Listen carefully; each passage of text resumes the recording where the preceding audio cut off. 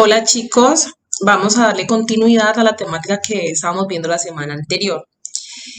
Sí, entonces recordarles pues que en el medio ambiente nosotros encontramos muchos compuestos orgánicos, muchas sustancias orgánicas que se denominan así pues precisamente porque tienen como elemento principal al átomo de carbono unido a otros elementos como lo son el hidrógeno, nitrógeno, oxígeno, azufre y fósforo, entre otros de menor cantidad. Sí, entonces estos compuestos orgánicos para representarlos se utilizan diferentes fórmulas, ¿sí? Fórmulas que cada una de ellas muestra una información determinada. Tenemos la fórmula desarrollada, la fórmula semidesarrollada o condensada, la fórmula empírica, la fórmula molecular y la fórmula tridimensional, ¿sí? Vamos a ver cada una de ellas en detalle. Iniciamos con la fórmula desarrollada, que esta expresa la totalidad de enlaces presentes en la molécula, ¿sí? Y esos enlaces se representan en un plano.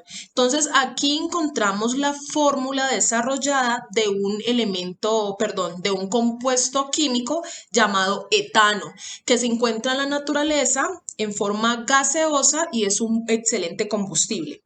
Entonces, aquí esta molécula representa que compone 2 átomos de carbono y 6 átomos de hidrógeno. Y cada una de estas líneas hace referencia a los enlaces que presentan o con otro carbono o con diferentes átomos, ¿sí? Por eso se denomina desarrollada, porque desarrolla todos los enlaces de los elementos que la componen, ¿sí? Pasamos a la fórmula semidesarrollada. Esta fórmula muestra todos los átomos de una molécula y algunos enlaces que hay de la misma. Entonces, aquí les presento la fórmula desarrollada que les mencioné anteriormente y cómo convertirla a una fórmula semidesarrollada. ¿Por qué semi? Porque representa solo algunos enlaces, los más importantes, por decirlo así. Entonces, esta es la molécula. Entonces, aquí vamos a representar solamente el enlace que hay entre los dos carbonos, ¿sí? Que es ese de la mitad. Entonces, si nosotros miramos este primer carbono, los demás 3 enlaces son con hidrógenos. Lo mismo ocurre con el segundo carbono. Entonces, ¿qué se hace en la fórmula semidesarrollada para no colocar esos 3 hidrógenos que están ahí presentes en cada carbono? Lo que se hace es colocar el símbolo del hidrógeno y colocar el subíndice 3, que me está indicando esos tres hidrógenos que hay unidos a ese carbono. Lo mismo sucede con el segundo.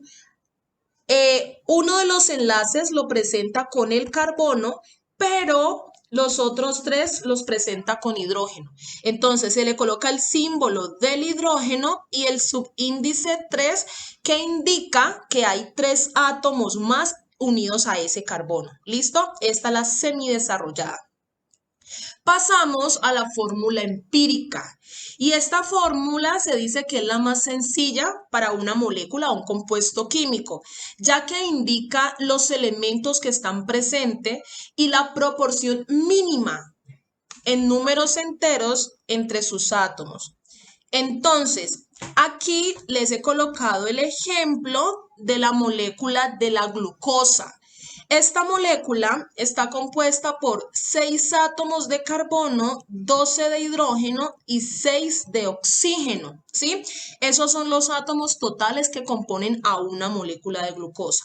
Pero entonces, ¿yo cómo lo transformo en molécula empírica? Cuando yo lo simplifico y los divido por un factor que los pueda como tal simplificar a los 3.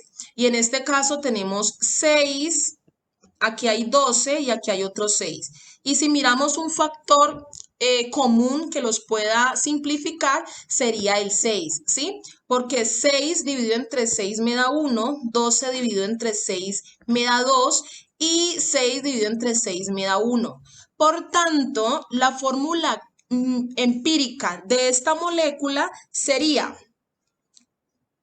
C1 H2 y O1, porque digamos que en patrones serían los números mínimos, los números primos que salen, que derivan como tal de la molécula más grande, ¿sí?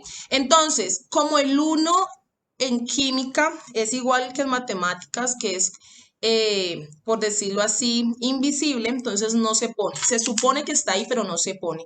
Por tanto, la fórmula empírica de la molécula de glucosa es CH2O. Porque los unos no se ponen. Se supone que deben estar allí, pero no se ponen, ¿sí? Entonces, esta sería la fórmula empírica de la glucosa. La fórmula molecular. Esta determina los subíndices que muestran la cantidad de átomos que hay del elemento en la molécula. Entonces, seguimos con el mismo ejemplo del etano, ¿sí? Entonces, nosotros contamos la cantidad de átomos que hay de cada elemento. Entonces, a esta molécula la componen átomos de carbono y átomos de hidrógeno. Vamos a contar los átomos de carbono.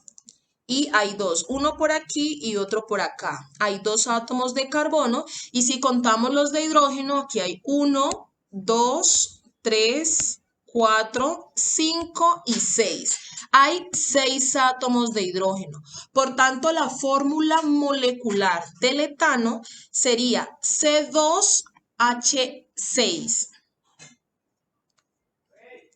Y por último, encontramos la fórmula tridimensional, que esta indica la posición o la disposición de los átomos y enlaces en un espacio determinado. Entonces, si nosotros miramos acá, es la misma molécula del etano, sino que acá muestran, digamos que en tres dimensiones, cómo se organizan los átomos en esta molécula. Entonces, aquí miramos que está el mismo enlace de carbono a carbono y están también los 3 hidrógenos que están anexados a cada carbono, ¿sí? Pero entonces, si se ubica de una, o sea, si vemos en este plano, esta H sale como, o sea, está por fuera del plano, por eso se denomina tridimensional, porque aquí se muestran todas las dimensiones como tal de la molécula. Entonces, si vemos, estos dos carbonos están como en un mismo eje.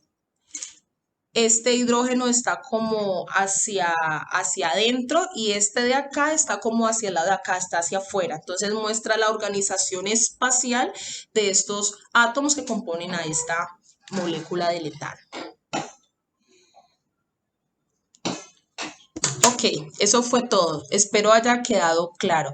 ¿Listo? Cualquier duda me la hacen por el WhatsApp.